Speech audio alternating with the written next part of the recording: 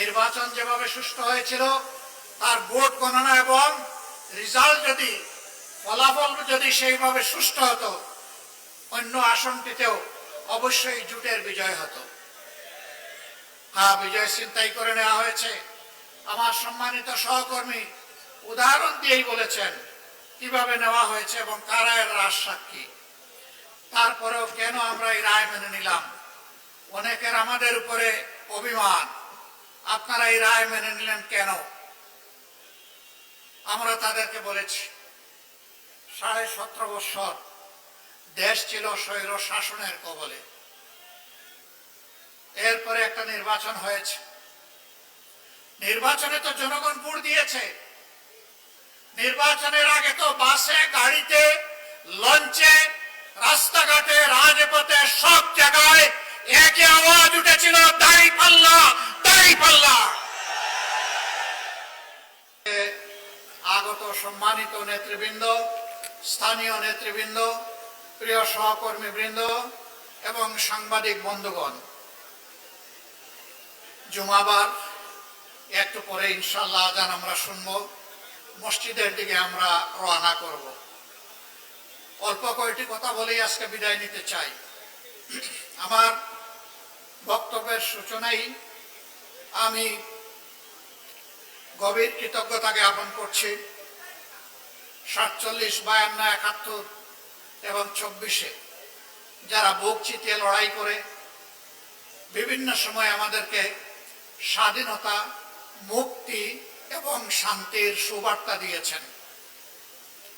বিশেষ করে 24-এ যারা লড়াই করে শহীদ হয়েছেন, আমি সেই শহীদ পরিবারগুলোর প্রতি গভীর কৃতজ্ঞতা জ্ঞাপন করছি এবং আল্লাহর দরবারে মকবুল শহীদ হিসাবে এই সমস্ত শহীদদেরকে গ্রহণ করার জন্য আরজ করছি।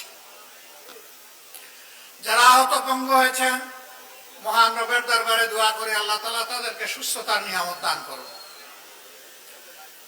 এখন আমরা যারা সরকারে যারা আছেন এবং বিরোধী দলে আমরা যারা আছি, আমাদের মনে রাখতে হবে 24 হয়েছিল বলেই 26 সালে বাংলাদেশে একটা নির্বাচন হয়েছে। 24 যদি না হতো 26 সালে বাংলাদেশে কোনো নির্বাচন হওয়ার কথা ছিল না। সুতরাং যাদের রক্ত এবং ত্যাগের কারণে আজকের এই সংসদ, সরকার, বিরোধী দল তারা যদি এই সমস্ত শহীদ পরিবার, আহত পঙ্গু ভাই বোনদের প্রতি অবজ্ঞা এবং উপহাস করেন, অবহেলা প্রদর্শন করেন, এটি নিজের সাথেই গাদ্দারির শামিল হবে। আমরা অনুরোধ করব এই সমস্ত লড়াকু যোদ্ধাদের অবদানকে কেউ যেন খাটো করে মেহরবানি করে না দেখেন।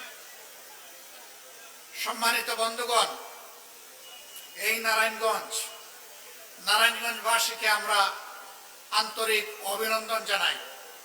বিগত নির্বাচনে হাজার জাল জালিয়াতি, সন্ত্রাস, কালো টাকার ছড়াছড়ি, ভয়ভীতি প্রদর্শন, হাজার জাতের মেকানিজম, ইঞ্জিনিয়ারিং সব কিছুকে উপেক্ষা করে আপনারা 11 দলীয় ঐক্যকে একটা আসন কমপক্ষে আপনারা উপহার দিতে পেরেছেন। এই জন্য আপনাদেরকে অভিনন্দন। আমরা বিশ্বাস করি নির্বাচন যেভাবে সুষ্ঠু হয়েছিল তার ভোট গণনা এবং রেজাল্ট যদি ফলাফল যদি সেইভাবে সুষ্ঠু হতো, অন্য আসনটিতেও অবশ্যই জোটের বিজয় হতো। হ্যাঁ, বিজয় ছিনতাই করে নেওয়া হয়েছে। আমার সম্মানিত সহকর্মী উদাহরণ দিয়েই বলেছেন কিভাবে নেওয়া হয়েছে এবং কারা এর রাজ সাক্ষী। তারপরেও কেন আমরা এই রায় মেনে নিলাম?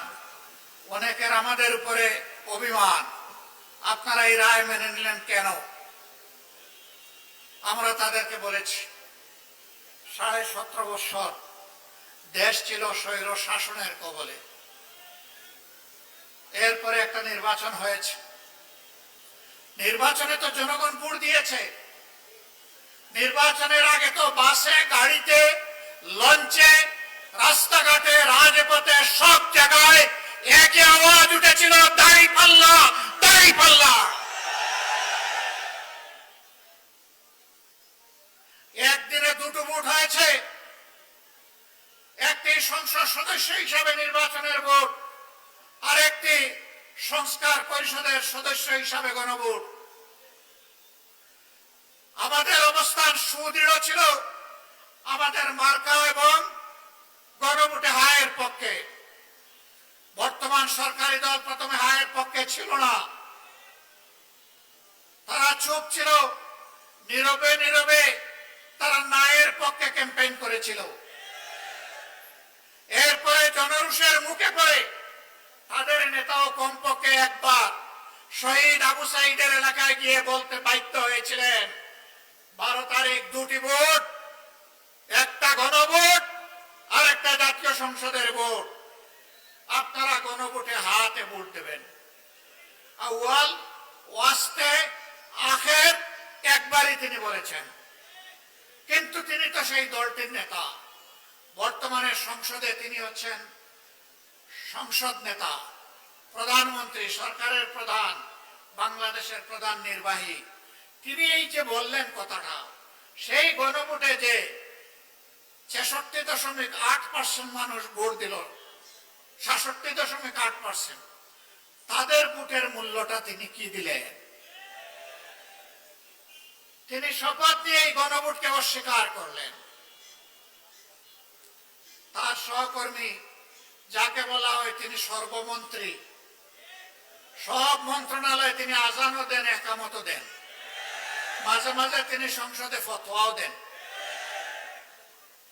তিনি বলেছেন নির্বাচনটা যাতে হয়ে যায় এই জন্য আমরা এগুলা বলেছিলাম। লজ্জা! একটা সংগঠনের শীর্ষ জায়গা থেকে যদি জনগণকে এইভাবে ধোঁকা দেওয়া হয়, তাহলে রাজনীতি এবং রাজনীতিবিদদের প্রতি মানুষের আস্থা থাকবে কেন? মানুষ কেন রাজনীতি এবং রাজনীতিবিদদেরকে বিশ্বাস করবে? আমরা ওই রাজনীতি করি নাই, আমরা ওই রাজনীতি করব না। আমরা সংসদে নোটিশ দিয়ে 68 বিধিতে আলোচনা করেছিলাম, গণভোট যেন হারিয়ে না যায়, গণভোটকে যেন সম্মান দেখানো হয়। আমরা বলেছিলাম যারা জনগণের রায়কে সম্মান করে না তারা কখনো গণতন্ত্রপন্থী হতে পারে না। গণতন্ত্রের দাবি হচ্ছে বেশিরভাগের রায়কে সম্মান করা। যেহেতু বেশিরভাগ জনগণ, প্রায় 70% জনগণ হায়ের পক্ষে ভোট দিয়েছে, অতএব সরকারকে এই রেফারেন্ডামের যে সংস্কার প্রস্তাব সবগুলা বাস্তবায়ন করতে হবে। তারাও বলেছিলেন ভোটের আগে জনগণ যদি হায়ের পক্ষে রায় দেয় তাহলে যেই সরকার গঠন করুক আমরা এই জনরায় পরিপূর্ণ করতে মানতে আমরা বাধ্য থাকব। এখনো আহ্বান জানাই, সময় আছে, ফিরে আসেন, রেফারেন্ডাম মেনে নিন, মানুষের রায়ের প্রতি সম্মান দেখান। নইলে মনে রাখবেন, মানুষের রায়কে উপেক্ষা অগ্রাহ্য করে জোর করে যদি শাসন ব্যবস্থা চালাতে চান, এই জনগণ আপনাদের সামনে হিমালয় পর্বত হয়ে দাঁড়িয়ে যাবে। যে আমাদের রায়কে মানেন না, তাইলে এই দেশ আপনারা কিভাবে শাসন করবেন? জবাব দিতে পারবেন না। জনরায়কে সম্মান করুন। সম্মানিত ভাই এবং বন্ধুগণ, ইতিমধ্যে সরকার অনেক অঘটন ঘটিয়ে ফেলেছে। কেন্দ্রীয় ব্যাংকের গভর্নর নিয়োগ, ইসলামী ব্যাংক সহ বিভিন্ন ব্যাংকের দিকে কালো হাত, বিশ্ববিদ্যালয়ের যোগ্য বিসিদেরকে সরিয়ে দিয়ে দলের একান্ত অনুগত দলের কর্মীদেরকে বিসি হিসাবে বসায় দেওয়া, জেলা পরিষদের মতো গুরুত্বপূর্ণ জায়গায় নিজেদের দলীয় ক্যাডার এবং নেতাদেরকে প্রশাসক হিসেবে বসিয়ে দেওয়া, এইভাবে একটা দলীয় শাসন, এক দলীয় শাসন বাংলাদেশে কায়েম করার চেষ্টা করা হচ্ছে। ইতিহাস ভুলে গেলে হবে না। শেখ মুজিবুর রহমান সাহেব একদলীয় বাকশাল কায়েম করেছিলেন না, অর্ধ বছরও ক্ষমতায় থাকতে পারেননি এরপরে। সুতরাং একদলীয় শাসনে দেশের মানুষ মেনে নেবে না। সংসদে দাঁড়িয়ে বিরোধী দলকে তুচ্ছ তাচ্ছিল্য করার এই সংস্কৃতি চালু করেছিল আওয়ামী লীগ। সবচেয়ে বেশি গালি দিত বিএনপিকে, সাথে সাথে আমাদেরকেও একটু রাখতো, ছাড় দিত না। এখন বিএনপিও ওই পুরানো আওয়ামী লীগ যা বলতো সেই পুরানো আমলের কথাগুলা এখন তারাও জপা শুরু করেছে। যে কথাগুলা জপতে জপতে আওয়ামী লীগ গিয়ে পড়ছে দিল্লিতে, আপনারা সেই কথাগুলা জপতে জপতে কোথায় গিয়ে পড়বেন? জনগণ এগুলা খায় না, তরুণ যুব সমাজ এগুলা শুনতে চায় না। তরুণ যুব সমাজের বুকের ভাষা বুঝার চেষ্টা করুন, নাইলে ভুল করবেন। আমরা আশা করতে চাই সরকার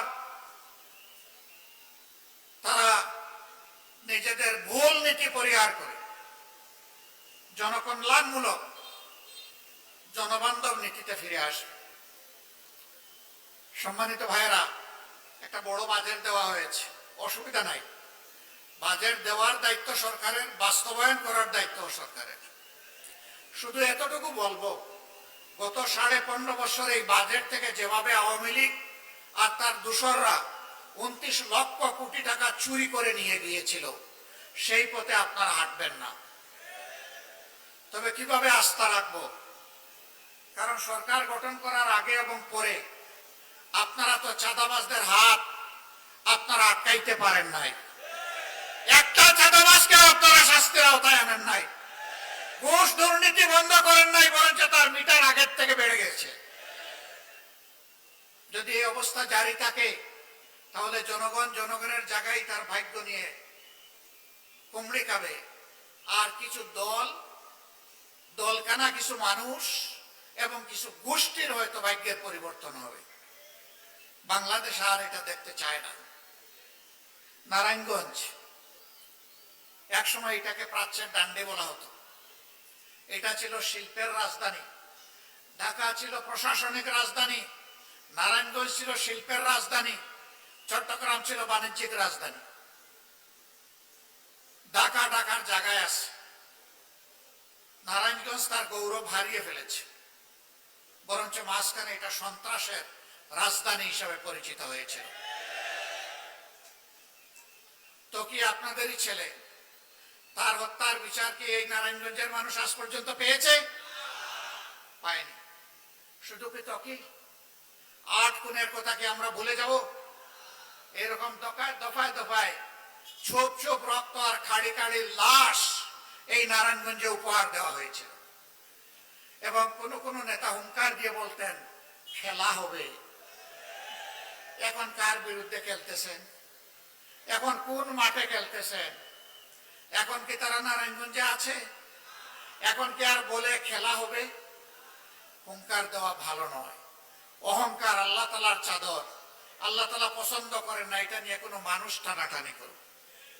অহংকারীরা তাদের কিছুটা পাওনা পেয়েছে, বাকি পাওনাটাও তারা পাবে, এটা দেশবাসী দেখতে চায়।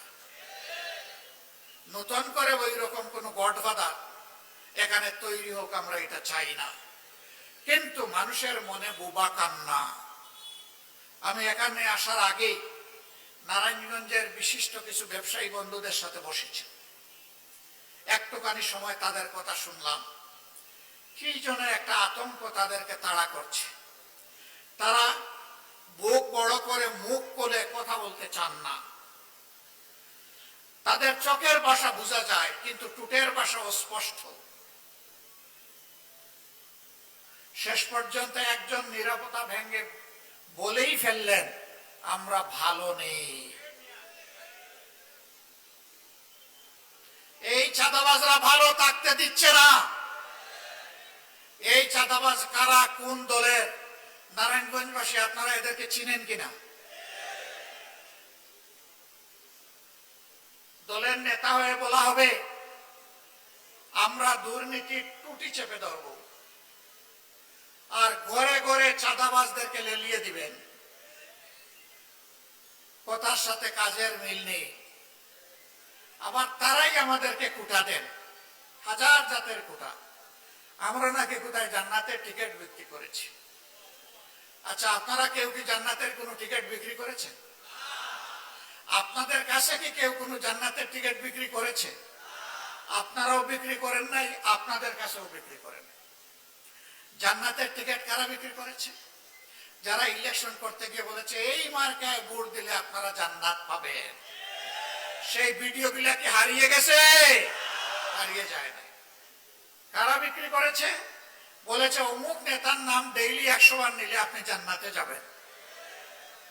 তারা আরেক ধাপ অগ্রসর হয়ে বলেছে আমাদের অমুক নেতার নাম নেওয়ার আগে উযু করা লাগবে।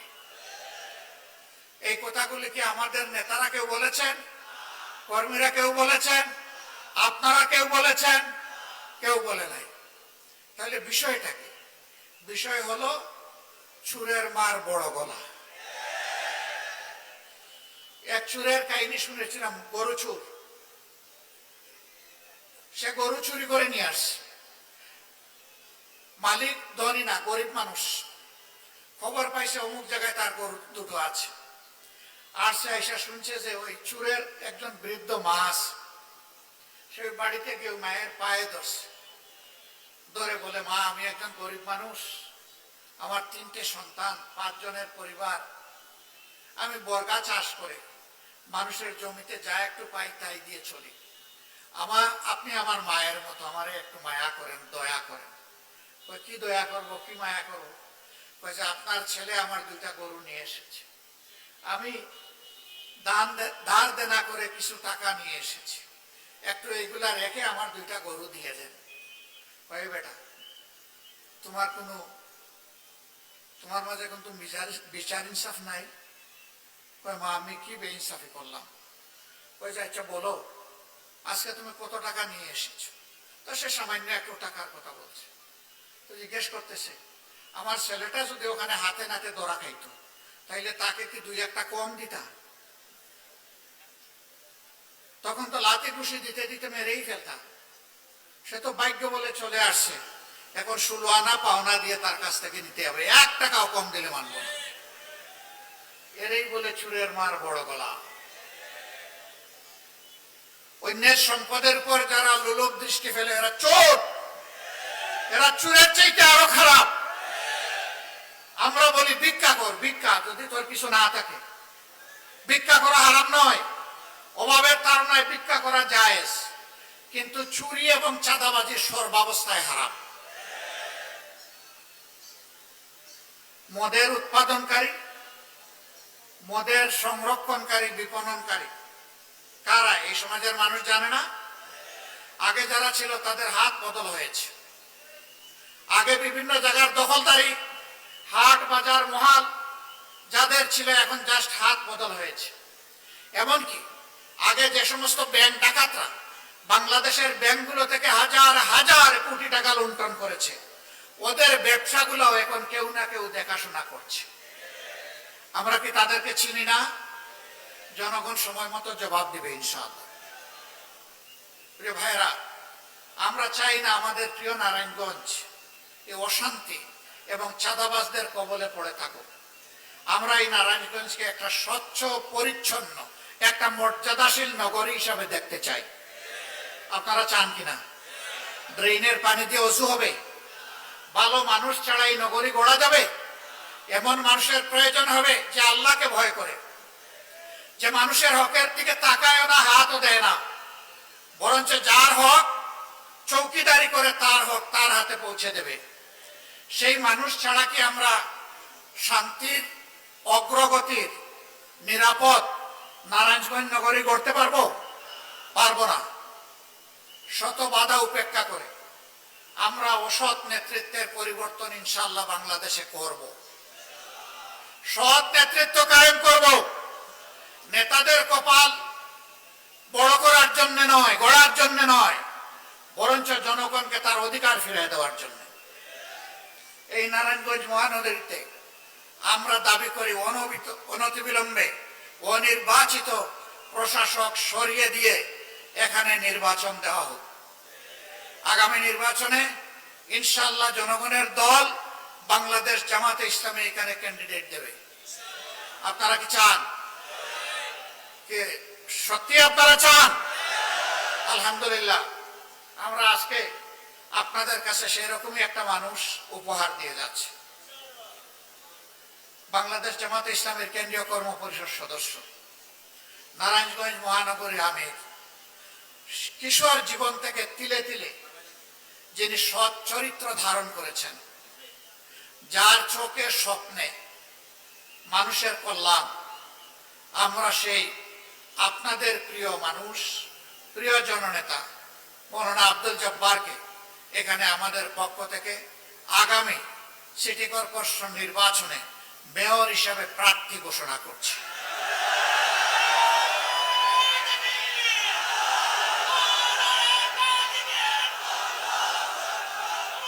সংগ্রামী সহকর্মী বৃন্দ, অনেক দল প্রার্থী ঘোষণা করেছে, আরো অনেকে করবে।